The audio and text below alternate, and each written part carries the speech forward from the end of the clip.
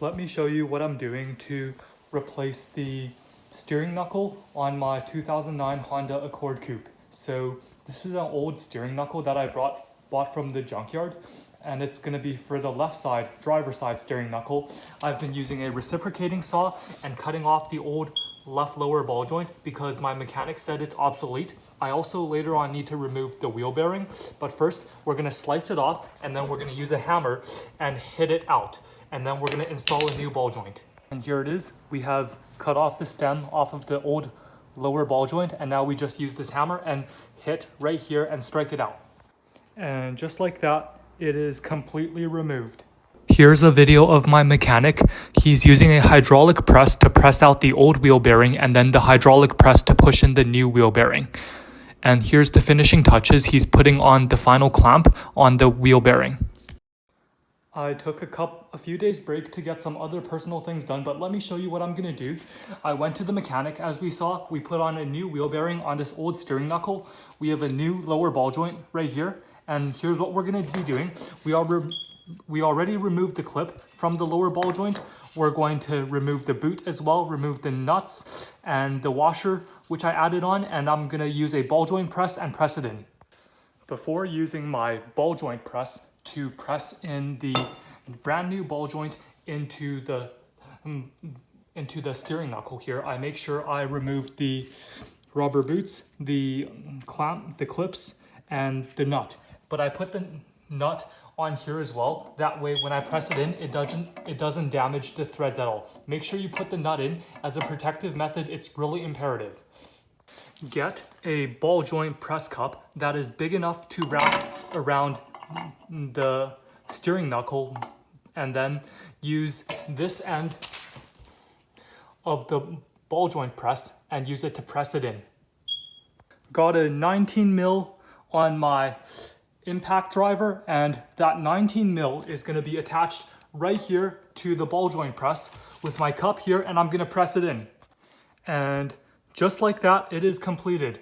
I had to make a correction. I had to use a 22, that was the one, not a 19, 22 socket, and I had to use a bigger one so that it would fully cup over, and I pressed it and it's all the way in. Next step is to put the boot back onto our ball joint as well as the clips. I have to admit, getting the boot and the two circular metal clips onto the ball joint is actually super tricky. What I did was I had to first push the black rubber boot all the way in and then get the bigger circular clip and basically force it in. And then next thing I had to do was use some needle nose pliers, since it was folded in, and get the inside part of the boot and pull it out, and then use my fingers again to separate the smaller inner clip and then force it on. It requires a lot of forcing things on. Now let's move on to your front left tire. Immediately break loose the 5 lug nuts with the 19 mil socket, or I have a special key here that unlocks with the 19 mil socket. Perfect, just what I like to see. The left front wheel is jacked up and the wheel is off the ground, and it is supported by jack stands. And make sure safety is number one. This is a 5-speed manual. I have the handbrake on as well, and make sure there's at least 2 jack stands. If not, get even more, but I made sure the car has 4 points of support, so it is okay. Now we're gonna move on to the next step. Get a 36 mil and remove the center axle nut. Use a 19 mil to remove the bolts on the outer tie rods. Use a hammer to strike this point, this protruding point on the outer tie rod, a couple times to make it pop out. Or you can strike it not that hard over at the bottom of the nut to get the tie rod out. Normally, after a little bit of huffing and puffing, you shouldn't have an issue to knock the tie rod out. I usually knock just at this side over here and give it a few good knocks, and then a few gentle knocks at the bottom nut over here. So hard knocks here, gentler knocks here. Use a 12 mil and break open this little nut, this little bolt that is holding the brake line to the steering knuckle. And then after that, we're gonna use 17 mils and remove the caliper. Now that it's removed, I put the 12 mil bolt back on, go to the other side, and there's one 17 right here and another 17 on top right here. Remove these two and that'll take your caliper off.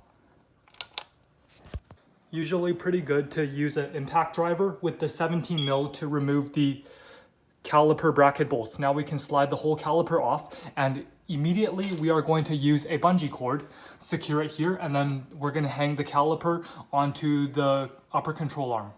Things are getting a little bit tight, so I'm going to use a 14 mil and remove the 2 sliding pin bolts, one here, and we're going to remove the brake caliper from the caliper bracket. So in reference, what I mean by that is this is the brake caliper and this is the brake caliper bracket. When we remove the brake caliper, we can remove the pads, which reduces tension, and we can then remove the caliper bracket consequently so that the pads and the rotors aren't stuck together. I found using a 14 mil on an impact driver and a adjustable wrench holding at the other end here is the most effective to remove the sliding pin bolts, and we're going to put them beside the caliper bracket bolts, and remember that the sliding pin bolts are thinner. Get yourself a very large Phillips head screwdriver, pry it into here, and then pull the caliper off the caliper bracket. That's going to free the brake pads from the rotor. Immediately hang your brake caliper on something so that the brake hose does not experience any tension as soon as this is off. Now just pull your brake pads off and the caliper bracket should be able to come off as well. Using a rubber mallet to knock it out was very effective. Notice how worn out these brake pads are. I'm going to be immediately replacing them. They're at almost the end of their life. So this brake pad faces towards the outside of the car, and this brake pad faces towards the very center of the car. And that's what we're going to remember. I got very lucky and I was able to pull out the 2 Phillips head screws that are for over the 2 points on the rotor. I was able to just use one of these and pull it out. And with the Phillips head, usually you would need a Phillips head center punch and hit it and then loosen it, but I was very lucky. Make sure to clean your brake rotor with brake cleaner after putting it back on at your earliest convenience. Do not forget this step. Now we get to the most physically demanding part. Use a hammer, strike at this area here, and strike it repeatedly after you loosen the 19 mil bolts, and that's going to get your lower ball joint to pop out of the lower control arm. Now is the most aggressive part, where we use a hammer and we hit at this area multiple times until the lower ball joint pops out of the lower control arm. Just like that, it is loose. Now we're gonna strike at the upper ball joint area and then knock it out, because what we're doing, our main point is we're putting a brand new upper ball joint in, and that is the big purpose of our project tonight. 17 mil to break the upper ball joint nut loose. I was not able to get a very good access to the nut for the lower ball joint, so I used a reciprocating saw and I cut it off, because this upper ball joint we're no longer going to use. We're going to replace it with a brand new one, so I might as well cut it off. And I knocked my lower ball joint loose already, and I'm going to pull this out, and that way I can use a ball joint press, remove this out of the upper control arm, and then put in a brand new upper ball joint, which was part of the plan the entire time. Before I entirely remove the system, I use a rubber mallet and I hit at the very bottom of I hit at the CV axle gently with this rubber mallet, and that's gonna pull the CV axle out of the steering knuckle. And this is the old steering knuckle for the left front of the Honda Accord with a still good, very good ball joint. So the issue that we removed this old steering knuckle was because the wheel bearing on it is questionable. I knocked off the ABS sensor. Real men don't drive with ABS, they downshift. And we're gonna remove this off of this old castle nut off. And that's it. Now use your ball joint press and push the sliced off ball joint and push it out of the upper control arm. For such a small car, the answer is to use the smallest possible ball joint press cup, and still you're gonna have to use it with a 22 mil on the impact driver. But it has to be very small. and using a hand tool won't work because there's too much torsional force, and I feared all the torsional force is going to damage my upper control arm and my vehicle's frame. As you can see, this is our old steering knuckle with a good lower ball joint, a questionable wheel bearing, that's why we're replacing it, and a faulty upper ball joint. So we got rid of that. For these brand new upper ball joints, it's imperative that they go in this orientation. They go in this orientation as opposed to this orientation.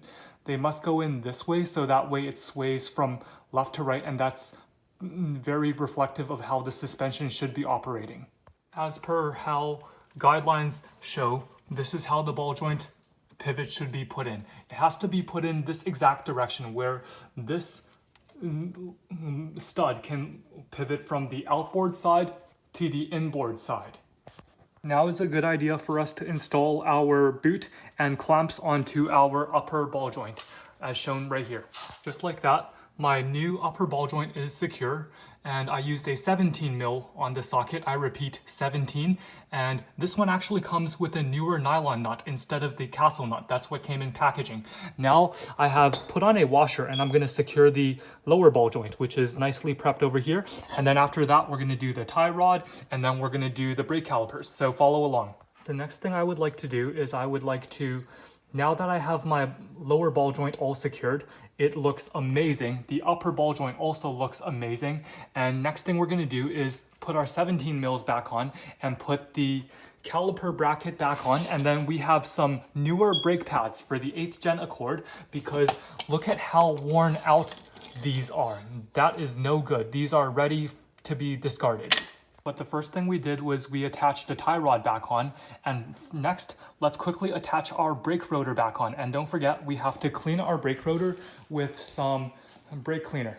So we have mounted our 17 mils onto it, and that is our caliper bracket. Now we're going to put our new brake pads on.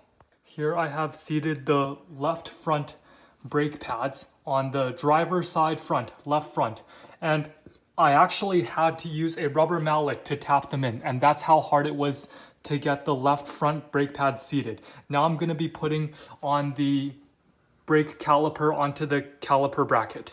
Once again, I'm using a disc brake caliper tool set with all of these tools here, and that is what I'm using to push the piston back in. It requires you to use a lot of force, turn it clockwise with this spacer here and this spacer here, and it's going to push when you turn it clockwise, and it's going to push the piston back so you can put your caliper back on your caliper bracket. And just like that, I used a 14 mil and I put the sliding pin bolts back on. I have the caliper back on the caliper bracket, and next we put the wheel on. But right before that, I'm going to change the brake pads on the right side, front right side, passenger side, and that's about it. Thank you guys for watching.